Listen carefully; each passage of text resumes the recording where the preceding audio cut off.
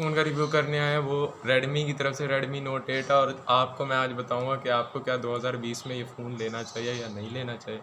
तो सबसे पहले इसकी प्राइस के बारे में जान लेते हैं। ये अब पाकिस्तानी मार्केट में अभी आ रहा है 28,500 रुपये का। और इसकी आप स्पेसिफ़िकेशन के बारे में आते हैं तो स्पेसिफ़िकेशन इसकी के अंदर सबसे पहले चिपसेट की तरफ आ जाते हैं। चिपसेट जो दिया गया है रेडमी की तरफ से वो स्नैपड्रैगन 665 है।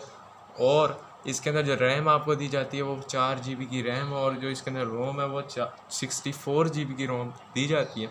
और इसकी फ्रंट और बैक के ऊपर गोरिल्ला ग्लास 5 का इस्तेमाल हुआ है। अब इसके कैमरों के ऊपर आ जाते हैं तो कैमरास की बात करें तो इसकी जो बैक के ऊपर है वो 4 कैमरे दिए गए हैं, जिनके अंदर से मेन कैमरा जो है वो 48 मेगापिक्सल का यानी कि 48 मेगापिक्सल का। और उसके बाद अल्ट्रा वाइड की तरफ आ जाएँ तो अल्ट्रा वाइड हमें 8 मेगापिक्सल का दिया गया। और मैक्रो कैमरे की तरफ आ जाएँ तो 2 मेगापिक्सल का मैक्रो कैमरा दिया गया है। उसके बाद हम इसकी डिस्प्ले की तरफ आ जाएँ तो डिस्प्ले के अंदर हमें फुल HD रेजोल्यूशन मिल जाता है, जो कि LCD है इसके अंदर रेडमी नोट 8 के अंदर full HD resolution with 1080p 60 FPS। उसके बाद हम इसके अंदर USB-C टाइप की पोर्ट है जो कि इस फ़ोन को काफ़ी मॉडर्न बना देती है। उसके बाद इसके अंदर जो चार्जर है वो इसके अंदर जो चार्जर इसका जो है वो 10 वॉट का चार्जर है। और अब इसकी गेमिंग की तरफ थोड़ी आ जाए तो गेमिंग के अंदर जो PUBG मोबाइल और कॉल ऑफ ड्यूटी सबसे अभी तक फेमस जा रही है प्ले स्टोर के अंदर। उसके अंदर अब PUBG आपको ओपन करके दिखाते हैं। PUBG अब रन होने का आप टाइम देख लें।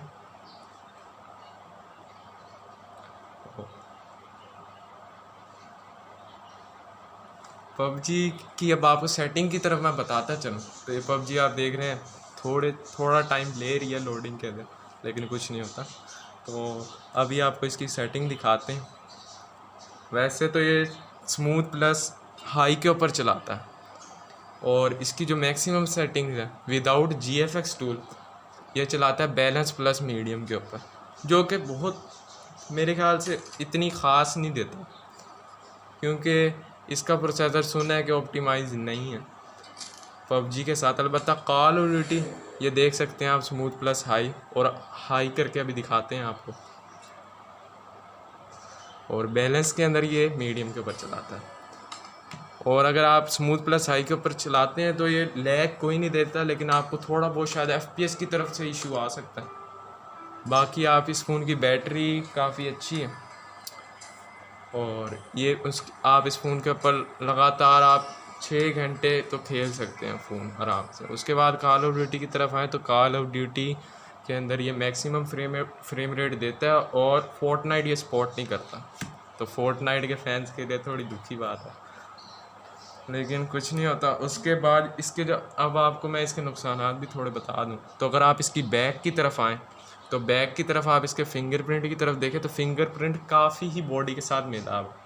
तो यानी कि आप अगर कवर के बगैर इसे इस्तेमाल करेंगे तो फिंगर जब आपको थोड़ा ढूंढने में मुश्किल आ सकती है, लेकिन इतना ख़ास कोई मसला नहीं। और दूसरी बात ये इसका कैमरा थोड़ा काफ़ी बाहर करके निकला हुआ, जो कि जिसकी वजह से जब आप टेबल के ऊपर रखते हैं तो बम्प ऐसे बनते हैं कि अगर थोड़ी सी स्लाइड हो तो ये गिर जाएगा नीचे। उसके बाद आपको इसके बॉक्स में से एक इसका कवर मिल जाता है जो कि एक ब्लैक कलर में ब्लैक कलर के साथ फ़ोन आता है और बड़ा ये फ्लेक्सिबल सा है और सिलिकॉन केस और काफ़ी अच्छी क्वालिटी का लगता है।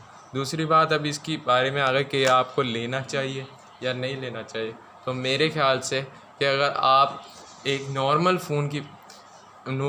फ़ोन लेना चाहते हैं जिसकी लुक थोड़ी बेहतर हो, प्रीमियम सा थोड़ा फील होता और हैंड फील भी अच्छी आती है, तो आप इसकी तरफ जा सकते हैं। लेकिन अगर आप काफ़ी ज़्यादा हैवी टाइप की गेमिंग चाहते हैं तो वो इस फ़ोन से नहीं होगी, क्योंकि ये फ़ोन फ्रेम रेट के लिहाज से थोड़ा कम देगा आपको, क्योंकि ये ऑप्टिमाइज़ नहीं हुआ हुआ इसका प्रोसेसर, जिसकी वजह से आपको फ्रेम रेट की तरफ से थोड़ी मुश्किल पेश आएगी।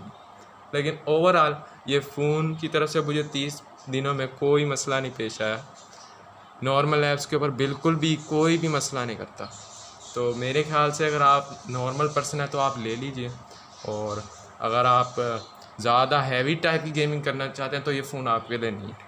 उसके बाद इसकी अपडेट के बारे में बात करते चलें तो इसके अंदर जो अपडेट अभी इससे पहले एक इसका रिमोट का मसला था, क्योंकि इसके अंदर आप देख सकते हैं कि इसके अंदर आपको एक TV रिमोट या AC रिमोट या रिमोट मिलता है जिससे आप काफ़ी चीज़ें कंट्रोल कर सकते हैं।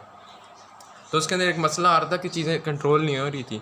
तो इस जो नई अपडेट आई है उसमें अब ये हो गया है कि MI की तरफ से 11.0.08 अपडेट आई है, जो जिसने इस फ़ोन को ग्लिचेस फ्री कर दिया और इसके अंदर अब कोई मसला नहीं आ रहा, जिसकी वजह से काफ़ी स्मूथ एक्सपीरियंस होता है। तो अगर आप चैनल के ऊपर नए हैं और आपको ये रिव्यू अच्छा लगा है तो आप एक लाइक और सब्सक्राइब करते जाएं, और अगर आपको इस फ़ोन के बारे में और कोई ऐप्स वगैरह चलानी है तो नीचे कमेंट करके ज़रूर बताएं।